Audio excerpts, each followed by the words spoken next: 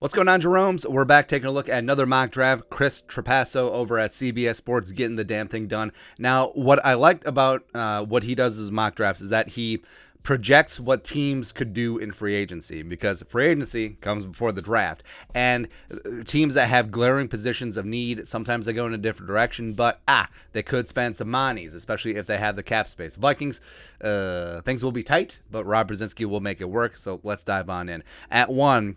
So I think you're starting to see this more and more. I think it's a near consensus at this point that the Jaguars go offensive tackle, whether it's Evan Neal, whether it's Ike Ekwonu. I think I even saw one where Charles Cross was at one. It's like, I don't know, man. But Evan, the real deal. O'Neal, size for days. Plop his ass at left tackle. Protect Trevor Lawrence a long time. Yes, it makes sense. Number 2, spicy. So the Lions passing up on Aiden Hutchinson, the pride of Michigan, right in their backyard, to go for Kyle Hamilton. Yankee swap.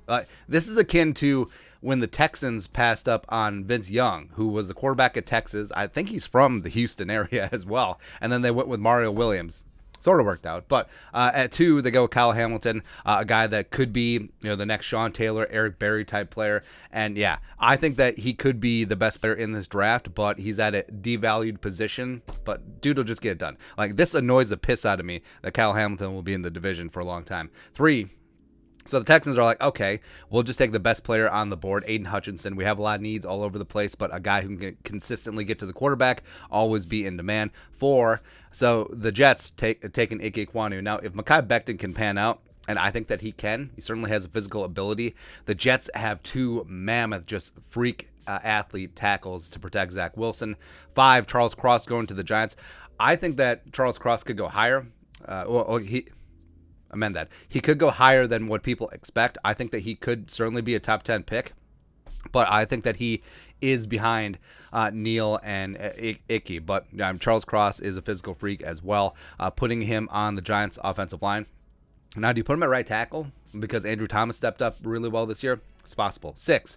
So, like Chris outlined, normally it would make sense to go quarterback here because they have Sam Darnold. But as he outlines, the Panthers are probably going to sign someone at quarterback this offseason, right? Or trade. So is it Kirk Cousins? Is it Deshaun Watson, etc.? So getting their quarterback du jour some weapons, Drake London. Now, if they do trade for a quarterback, they probably won't have pick number 6, but that's neither here nor there. 7, so the Giants double dipping in the trenches. So Kayvon Thibodeaux, where I think Thibodeaux has precipitously fell, because coming into last offseason, it was widely seen that Thibodeaux was going to be 1, maybe 2 up top, but the physical ability is there, the potential is there. So I understand why the Giants are going this route. I give Thibodeaux a couple years of Andre Patterson. Yeah, he'll be good to go. 8. So the Falcons go cornerback in this spot. Derek Stingley Jr., him and A.J. Terrell teamed up. I love it, man. And yeah, for me, McDuffie, Stingley, and Sauce Gardner are sort of 1A, 1B, 1C in this draft. But if you're betting on potential, if Stingley can recapture his 2019 form, it does make sense. So number 9, so the Broncos, again, they probably pick up a quarterback at some point, but if they make a trade, do they have this number 9 overall pick? Whatever. But they need to replace some of the production of Von Miller going bye-bye, and with a new defensive scheme in place, getting Travon Walker, the first edge rusher off, not the first edge rusher off the board. Yeah, third edge rusher off the board. But Walker is getting after it. He was a big part of that Georgia national title team, and he's got size, he's got speed, he can do everything up front, and he's going to be a jack of all trades up there. 10. So the Jets, a little bit surprising. They're doubling and tripling down on offensive weapons. Rob Salah, the defensive mind, he's going to have to wait. But Garrett Wilson, coming out of the Ohio State University, I think G-Dub is going to be a lot of fun. I think that he'll be a security blanket for Zach Wilson. So now you have Corey Davis, you have Garrett Wilson, you have Ja Moore, who's a stud as well. Man, that's going to be a lot of fun. 11. So the Washington football team, I refuse to call them the Commanders, the commies. So they get their quarterback of the future. Malik Willis is the first QB off the board, where they still have Heineke in place, and they can sort of ease Willis into the system. But, I mean, Willis could be that dude. 12. The Vikings still getting soused. Sauce Gardner, second cornerback off the board. I loved him at Cincinnati. I think that he will be a shutdown on an island type pro, and the Vikings do have a lot of needs all over the place, but getting a cornerback to help replenish that room does make a ton of sense there. And also, Sauce Gardner, we live in the land of ranch dressing and barbecue sauce. Like, Sauce Gardner needs to team up with like Buffalo Wild Wings, another great Minneapolis or Twin Cities corporation. Be like, hey, I'm Sauce Gardner, and at Buffalo Wild Wings you can have all these sauces. My favorite is wild. I also like zesty Asian or Asian zing or whatever it is. I don't care. All the superlative that describe me. I'm Sauce Gardner, and I get saucy at Buffalo Wild Wings. Except we don't have wings anymore because of supply chain issues. Have you noticed that?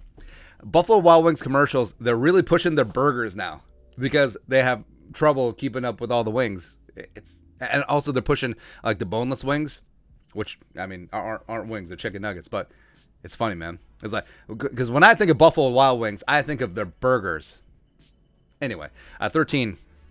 So, Jarvis Juice Landry is basically pushing his way out of town. Same thing with OBJ. So, wide receivers would be needed for Stefanski. Treylon Burks is that guy, man. I know that Drake London went first, but Treylon Burks, I love. I think he could be the best wide receiver in this draft. No cap at all. Third wide receiver taken. Garrett Wilson was taken out of him. 14. I'm really good with counting today. 14. So, the Ravens going Trent McDuffie. And you've seen this where the Vikings, Ravens, cornerback, and then another one goes in the top 11 picks. But Trent McDuffie, I mean, given his dogged tenacity, like, he fits in with what the Ravens want to do. It makes sense. And the Eagles with the 3 first-round picks. So they get Linderbaum, they get Jermaine Johnson, and they get Devin Lloyd. Oh, baby. I mean, this is the problem here. Like, there's not a bad pick in the meat of this first round. It's just sexy time. Now, you could say that maybe the Eagles could go Kenyon Green because they took Landon Dickerson last year and he could play center, take over for Kelsey. But Linderbaum is that guy. So Travis Kelsey is the mold of the undersized but athletic outside zone scheme, but decent anchor type center. And that's what we wanted Garrett Bradbury to be, but that's what Linderbaum is. So they get Linderbaum 1-for-1 replacement. It's like Looper with Bruce Willis and Joseph Gordon-Levitt. Very fantastic movie, by the way. They get him. Jermaine Johnson, the second, coming out of Florida State. Oh, yeah. Notoriety because he was teammates with Janarius Robinson. Nailed it. But, yeah, Jermaine Johnson crushed at the Senior Bowl. Going to do big things in Philly. 17, Trevor Penning coming out of Northern Iowa. Ooh, certainly helping himself, rising on up. And you got a small school offensive lineman. Plop his ass at right tackle opposite Rashawn Slater and protect Herbert a long time. Also, the Chargers have an assload of cap space, man. They can really get after it. 18 teams who do not have a lot of cap space. So Kenny Pickett, I think that he will start right away in New Orleans. I think it would be stupid to trot Taysom Hill out there as anything more than a gadget player. But yeah, Kenny Pickett, indoors, warm weather division, it makes sense. Then 19, Devin Lloyd. That's so annoying.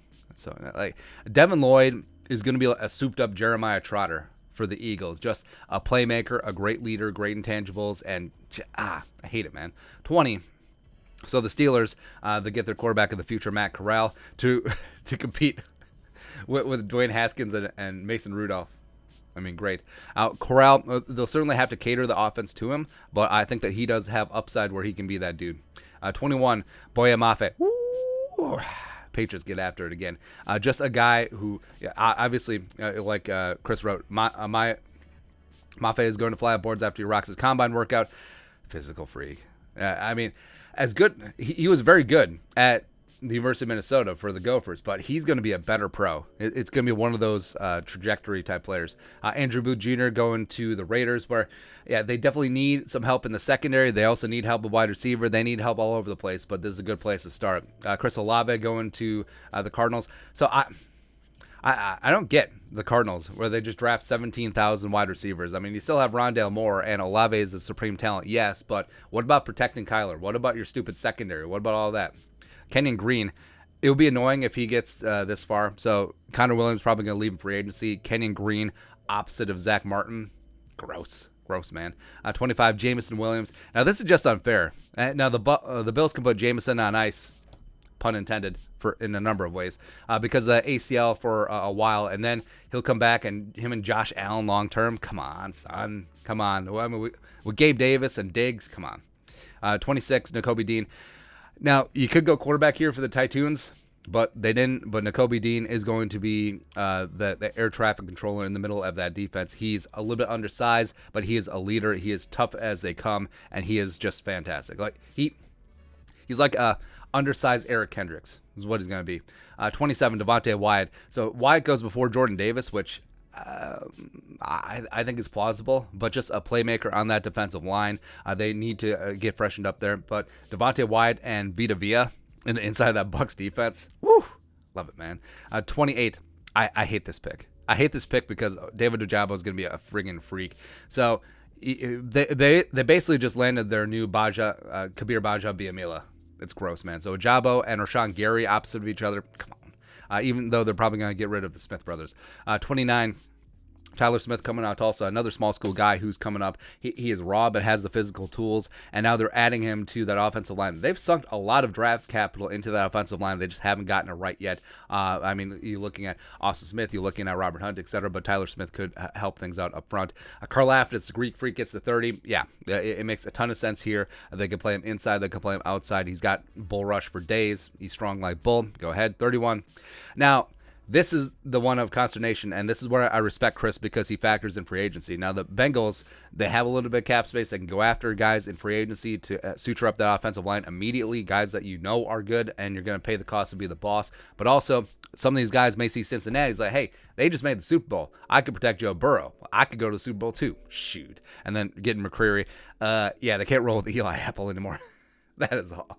And then, so the Lions, they took Kyle Hamilton at 2, but they come around and get edge, a big guy from Penn State. And Penn State's just been a machine, man, in terms of edge freaks. But yeah, they're going to get a guy who can compete like Hutchinson on the edge, and they still got Kyle Hamilton at 2. Yeah, it makes a ton of sense, man. But you know, like I said, we got to the point now where I feel like all the mock drafts had the Vikings going corner, so it's become a bit of a meme. It's like a couple years ago when last year when every single mock draft had the Vikings going Gregory Rousseau, and 2 years before that they're going Yetter Gross Meadows. I still think that YGM, I'm really good with English and pronunciation and stuff, and Rousseau, I still think they're on the Vikings because that's what the media said all these times. But Sauce, I'm fine. Like, I love Sauce. I understand Stingley. I love me some McDuffie too. So let's get it on the island. But your thoughts on our thoughts, take a look at CBS Sports' latest mock draft, Chris Trapasso.